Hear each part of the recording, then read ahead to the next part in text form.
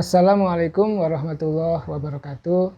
Sahabat Kang Ujang Komarudin dimanapun berada, semoga selalu sehat walafiat dan jangan lupa jaga protokol kesehatan, memakai masker, jaga jarak, dan tentu mencuci tangan dengan menggunakan sabun. Nah, ini untuk menjaga kita dari persoalan pandemi yang hingga kini belum bisa diatasi. Oleh karena itu, saya mengajak dan menghimbau kepada saya dan kita semua untuk tetap menjaga dan melaksanakan protokol kesehatan itu demi menjaga diri kita, keluarga kita, dan tentu bangsa kita. Ketemu lagi di sini di Ujang Komarudin Channel bersama saya Dr. Ujang Komarudin. Pada kali ini saya akan membahas persoalan bencana banjir dan komitmen politik pemerintah. Di awal tahun 2021 ini, Indonesia mengalami tragedi dan banyak bencana.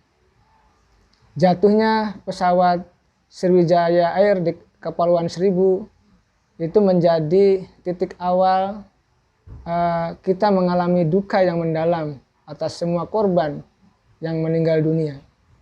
Ditambah lagi terjadi gempa di Sulawesi Barat, lalu banjir di Kalimantan Selatan, dan longsor di Kabupaten Sumedang dan di Puncak Bogor.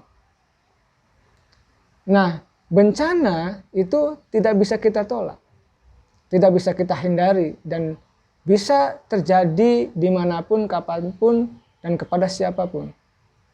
Cuma persoalannya bukan itu. Yang paling penting adalah bagaimana pemerintah memiliki konsep tentang mitigasi bencana. Bagaimana pemerintah memiliki keinginan dan komitmen untuk menyelesaikan persoalan bencana, baik yang saya sebutkan di daerah-daerah tadi maupun di seluruh Indonesia. Nah, kenapa? Komitmen politik dari pemerintah ya bersama-sama rakyat tentunya itu bisa juga mengurangi penderitaan yang diakibatkan oleh bencana, baik alam non-alam, yang diakibatkan oleh kemiskinan, maupun yang diakibatkan oleh perubahan iklim yang kita tidak bisa duga-duga. Nah, pemerintah tentunya ya dan DPR memiliki kebijakan, memiliki semua sumber daya untuk bisa mengalokasikan anggaran untuk menyelesaikan persoalan-persoalan bukan hanya bencana yang sedang dihadapi oleh bangsa ini, tetapi bagaimana juga bisa menyelesaikan persoalan kemiskinan, soal kelaparan, lalu soal wabah penyakit yang sedang menimpa bangsa ini yang diakibatkan oleh COVID-19. Oleh karena itu, konsep mitigasi bencana haruslah jelas, haruslah dimiliki oleh pemerintah.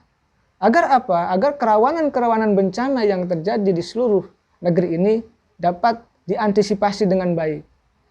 Jangan sampai publik ya, masyarakat yang hari ini sedang kesulitan, sedang kelaparan, ya kan, karena akibat pandemi yang 1 tahun ini tidak bisa diselesaikan, lalu menambah penderitaannya atau ditambah penderitaannya karena bencana itu. Tentu kita memiliki keprihatinan yang mendalam atas bencana-bencana itu.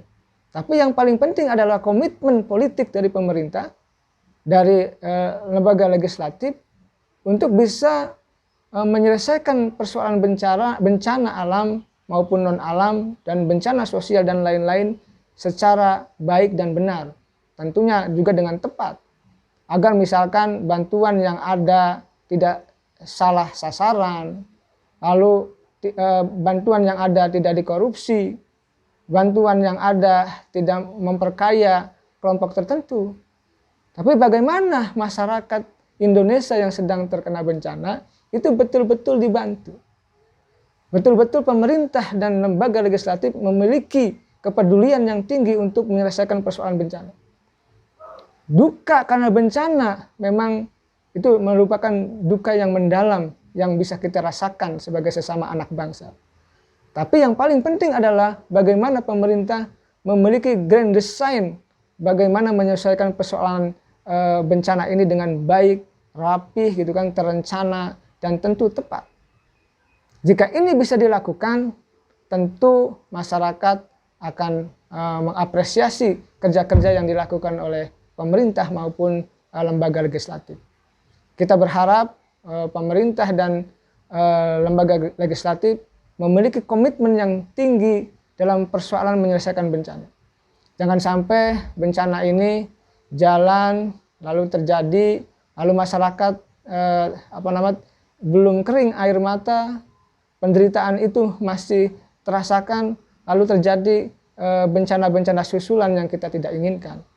Atau juga misalkan, mohon maaf ya, akibat karena gundulnya hutan, akibat karena penambangan yang luar biasa, akibat penambangan emas, batu bara dan lain sebagainya, mengakibatkan banjir yang besar, mengakibatkan longsor yang luar biasa, akhirnya besarnya pula yang menimpa rakyat.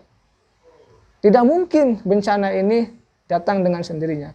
Ada sebab, pasti juga ada akibat. Ada bencana, pasti juga ada persoalan di atas itu gitu loh. Maksud saya, ada bencana pasti ada kerusakan hutan, ada kerusakan alam, ada kerusakan lingkungan, dan ada kerusakan-kerusakan lain yang tentu menjadi keprihatinan kita bersama. Oleh karena itu, di video ini kita ingin membangun kesadaran bagi pemerintah dan para pemimpin bangsa lain untuk berkomitmen bersama, memiliki konsep mitigasi bencana yang komprehensif, detail, dan terencana, sehingga apa? Sehingga penanganan bencana itu bisa dilakukan dengan baik, tepat, dan bagus. Agar apa? Agar publik merasakan kehadiran negara. Agar publik merasakan kehadiran wakil rakyatnya. Agar publik merasakan bahwa mereka tidak sendirian dan dibantu oleh pemerintah dan oleh pejabat yang lainnya. Kita semua sebagai anak bangsa tentu prihatin dengan bencana-bencana itu. Oleh karena itu, kita mendorong pemerintah agar hadir di tengah-tengah bencana. Presiden, gubernur, wali kota, bupati tidak cukup hanya datang ke bencana lalu merasa prihatin, tetapi bagaimana memiliki konsep grand design tentang persoalan bencana itu.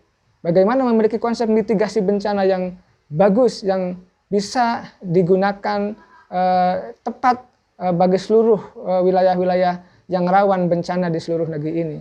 Kita ingin bangsa ini aman dari bencana. Oleh karena itu, saya menghimbau kepada pemerintah dan kepala daerah juga untuk menyetop ya perizinan tambang, ya konsesi hutan dan lain sebagainya, yang itu juga akan merusak ya alam Indonesia. Terima kasih, semoga video ini bisa bermanfaat dan semoga kita semua pemimpin-pemimpin bangsa dan kita semua berkomitmen untuk saling membantu sesama anak bangsa. Tentu kita semua berdoa dan sangat prihatin kepada masyarakat Indonesia ya yang terkena bencana. Mudah-mudahan diberikan kesabaran, pemerintah membantu dengan kekuatan logistik dan lain sebagainya. Anggota DPR juga dan DPR juga mesti turun untuk membantu secara real mereka yang terkena bencana, agar apa? Agar kita bisa bergotong royong merasakan penderitaan bersama. Dan mahasiswa Universitas Al-Azhar juga kemarin sudah mengontak saya, mereka melakukan gerakan-gerakan mencari sumbangan donasi ya untuk disumbangkan kepada mereka-mereka yang terkena bencana. Mudah-mudahan video ini bermanfaat untuk kita semua. Mudah-mudahan kita selalu dilindungi oleh Allah Subhanahu wa Ta'ala. Terima kasih. Assalamualaikum warahmatullahi wabarakatuh.